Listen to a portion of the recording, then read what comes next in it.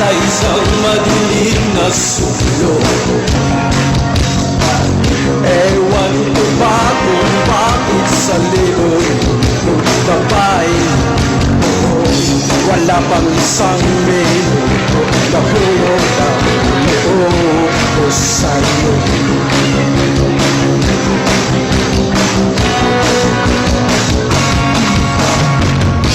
Dalhin mo ako sa iyong palasyo, maglakad tayo sa kabilang kaharian. Wala man akong pag-aari, pangako habang unay-unay pagsisilbihan o aking prinsesa. Thank you! Okay pala si Roy. Eto, 5,000 para sa'yo, Roy. Thank you po. Okay. Hey, game na tayo! Game na tayo. Alam niyo ba itong game na to? Lagyan niyo yung kamay niyo sa lalim ng baba and... Title ng kanta kung Ang sino mauna. Question, yeah. Question!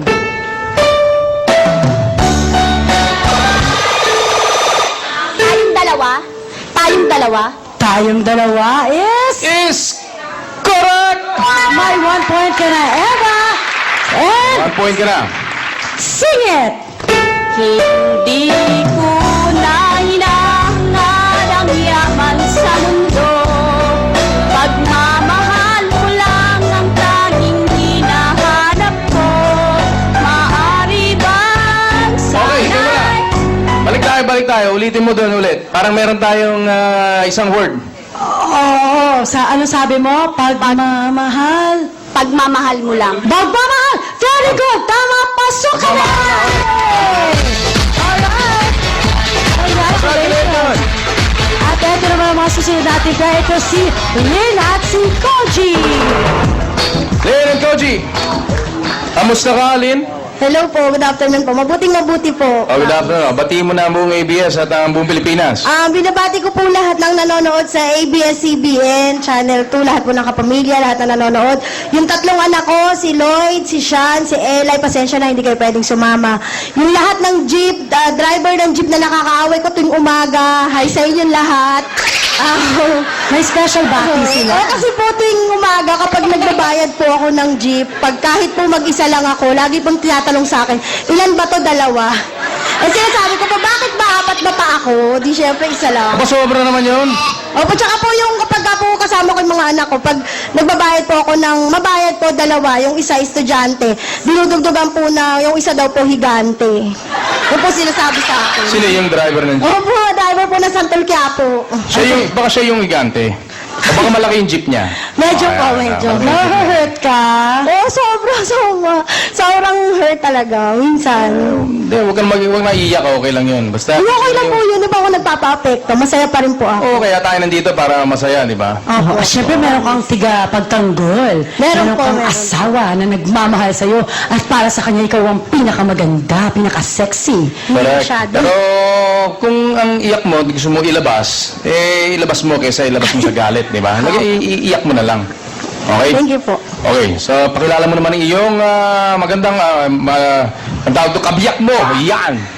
Mga kababayan kong Pilipino, ang dahilan ng aking paggising, pagtawa at paghinga sa nakaraang 10 taong kahapon, ang aking mabait na kabiyak, si Ruel. Sir Gabby, Mariel. Magandang hapon. That's so sweet. Oo nga. The reason yung napapasaya daw tuwing umaga. Oh. Yan ba inisip mo muna bago ka nagpunta rito o talagang Actually, galing sa puso ano mo? po, araw-araw ko naman pong nararamdaman yun na everyday gusto kong gumising kasi makikita ko na naman sila, yung pamilya ko, na nagmamahal sa akin ng totoo kahit gano'n ako kalaki, kahit gano'n yung tsura ko, tanggap nila ako, Malaki kaya ang- mahal na mahal ko sila. Malaki ang puso mo kaya siguro minamahal ka ni Roel. Ano man ang ginawa ni Roel sa'yo na hindi mo siya makalimutan at hanggang ngayon mahal na mahal mo pa siya? Kasi sir, unang sa lahat, mabuti siyang tao, mabait siyang ama, mabait siyang asawa. Buong pamilya nila, tinanggap nila ako kasi galing ako sa broken family na ultimong nanay ko, hindi ako kayang tanggapin, hindi ako kayang ipakilala ka na ako yung anak. sila, hindi nila ako pinagbamutan ng pagmamahal. Lahat sila, pati yung biyanan ko.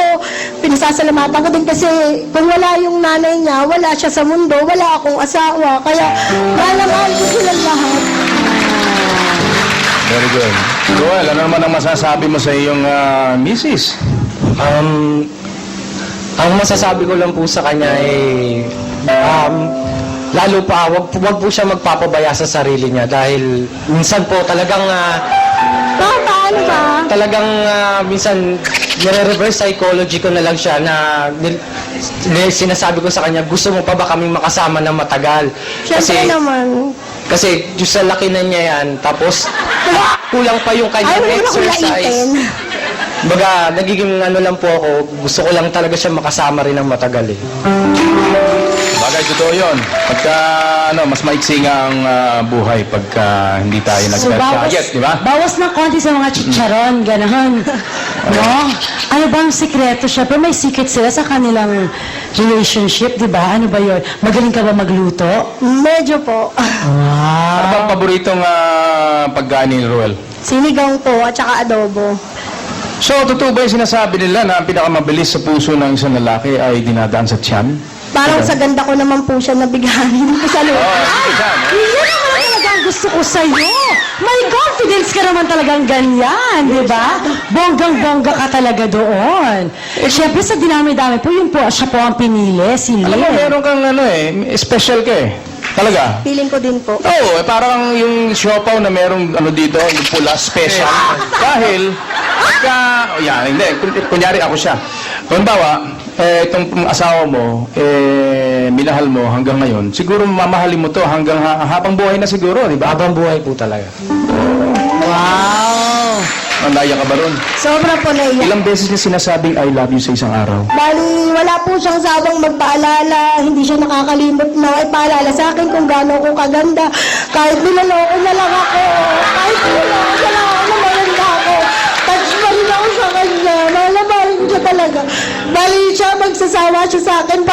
Pero ako kahit kailan di ako magsasawa sa kanya. That's so sweet. Ay, nako.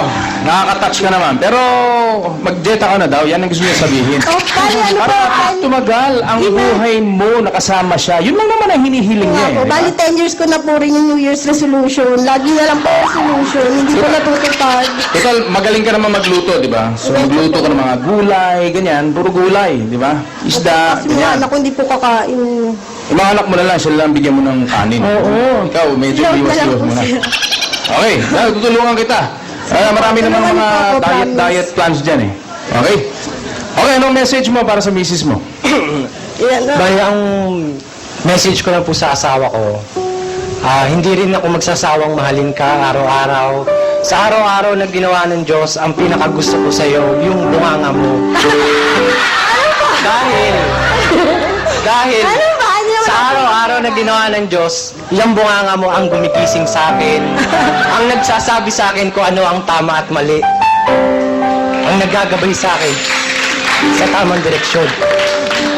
Lahat yan ginawa mo sa akin. Kaya, mahal na mahal kita habang buhay.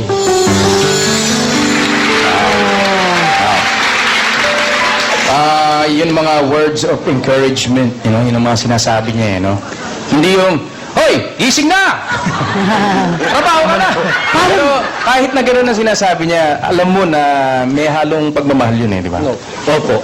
Para siya, Mahal na mahal po. Ang ganda mo, te. Haba ng buhok mo. Natalo mo yung hair ko. Ang ganda mo. Mahal na mahal ka.